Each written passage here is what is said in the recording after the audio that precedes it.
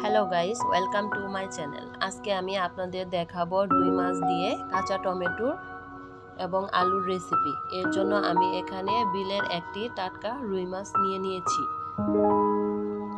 এবং রান্নার জন্য কিছু উপকরণ এবং মাছ নিয়েছি।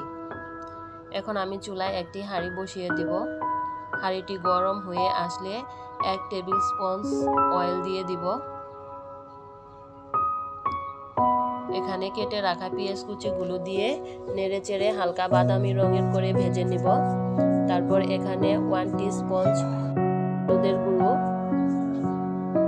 1 টিস্পুন মরিচের গুঁড়ো, 1 টিস্পুন ধনে গুঁড়ো, হাফ টিস্পুন জিরে গুঁড়ো দিয়ে এটাকে নেড়েচেড়ে অল্প পরিমাণ পানি অ্যাড করে দিব। তারপর মাছগুলো আমি আগে থেকে হালকা ভেজে নিয়েছিলাম। এখন ভেজে রাখা মাছগুলো এখানে দিয়ে আমি কষিয়ে নিব। কষানো প্রায় শেষ। এখন মাছগুলো আমি উঠিয়ে নিব। তারপর কেটে রাখা আলুর টুকরো, কাঁচা টমেটোর টুকরোগুলো দিয়ে এটাকে নেড়ে চেড়ে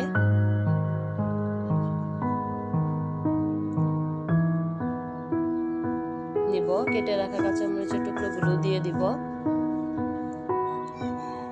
এখন এটাকে আমি কিছু সময় ঢেকে কষিয়ে নিব। কষানো প্রায় শেষ। এখন পরিমাণ মতো ঝোল দিয়ে দিব। ঝোল দিয়ে কষানো মাছগুলো এর উপর দিয়ে দিব।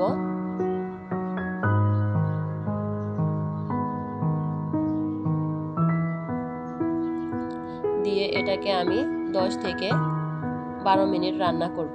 দেখেন এটা রান্না হয়ে গেছে।